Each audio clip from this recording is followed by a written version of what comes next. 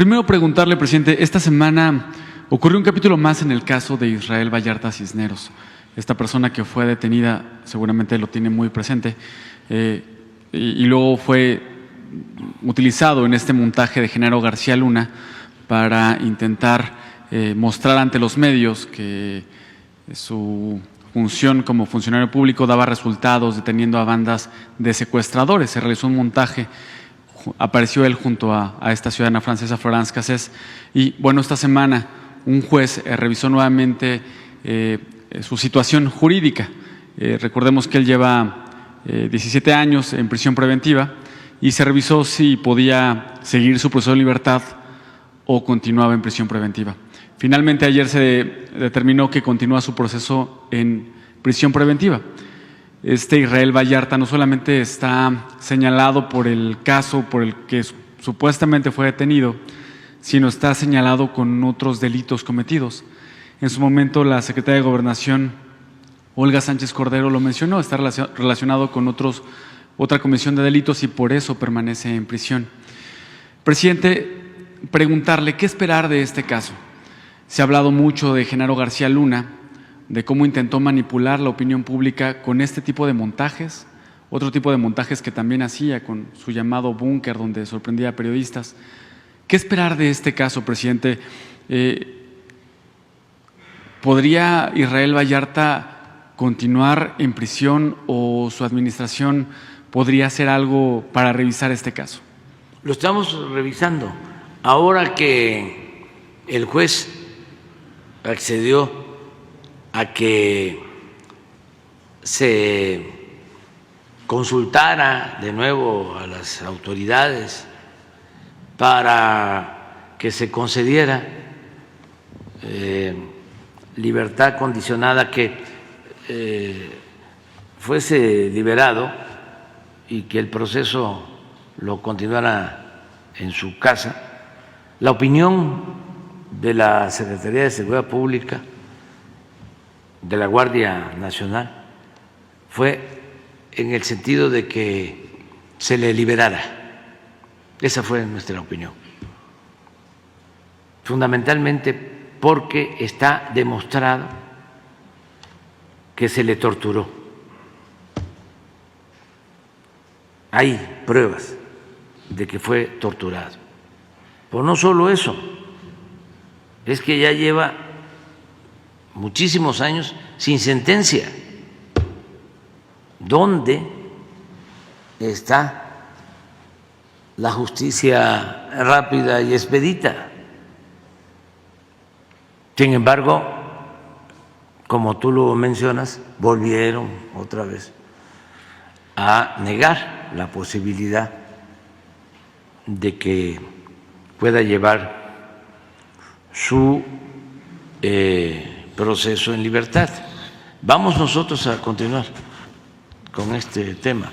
Lo está viendo Rosa Isela Rodríguez, pero sí estamos enterados. Lo vimos en una reunión del gabinete. Nos pidieron opinión a todos y se decidió de que se opinara de que merecía llevar su proceso en libertad. Sí, pero no se puede aplicar una amnistía si no hay sentencia. Sí, no existe sentencia. Y así hay muchos que deberían de ser liberados solo por ese hecho. En este caso, 16 años, ¿no? 17. 17. 18, perdón. ¿Sí? Y así hay otros casos. Esa es una más de las deficiencias del Poder Judicial, de los sótanos del Poder Judicial.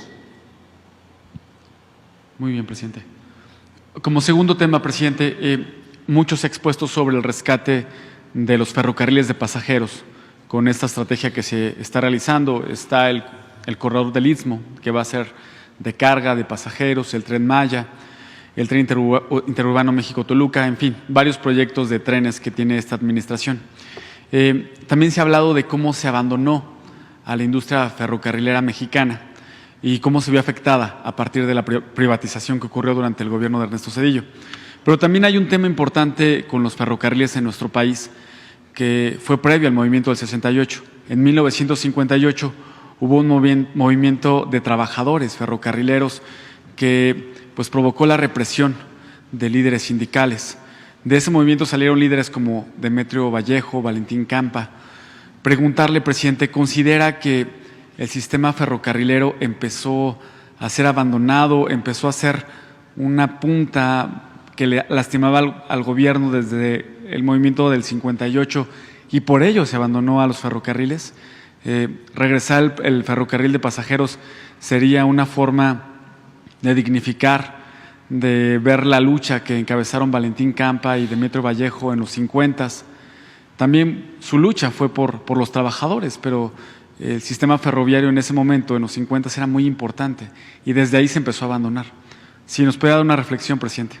Sí, desde luego hay una tradición de lucha del movimiento ferrocarrilero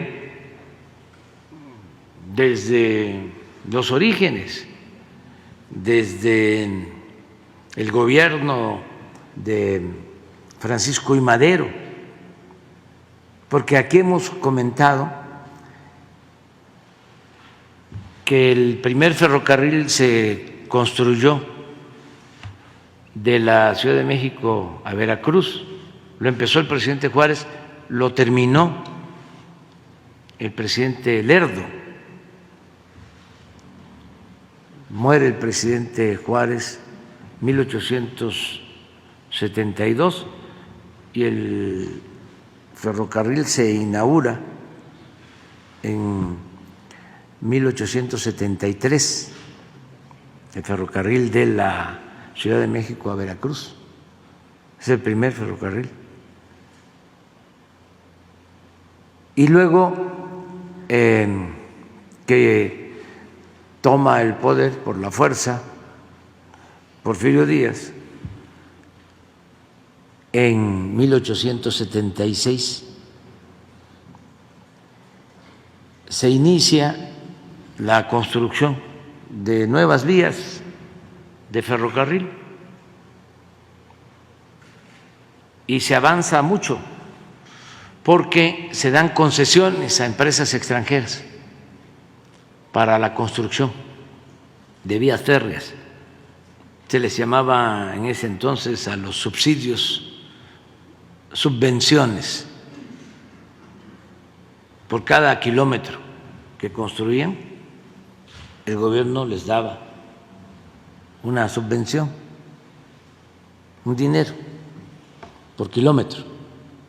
Entonces, se hicieron más de 20,000 kilómetros de vías férreas en el Porfiriato. Claro, estamos hablando de 34 años, pero se comunicó todo el país con ferrocarriles. Por eso siempre recuerdo que la revolución, como decía Adolfo Gil, se hizo a caballo y en ferrocarril. Estaba comunicado todo México.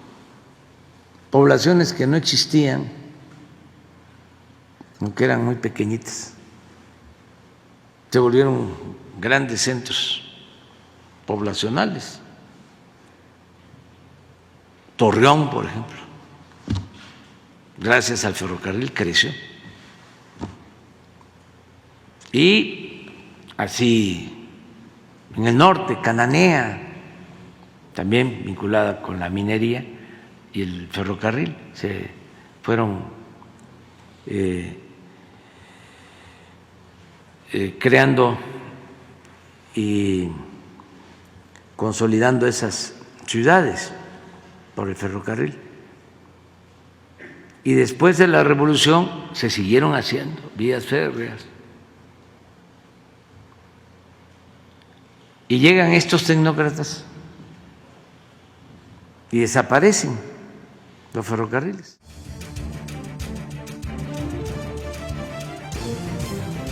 Desde el aire, en 360 grados, con transmisiones en vivo desde el lugar de los hechos, con la mayor tecnología, pero sobre todo, con objetividad e imparcialidad. Noticiero en redes. Honestamente, te informamos.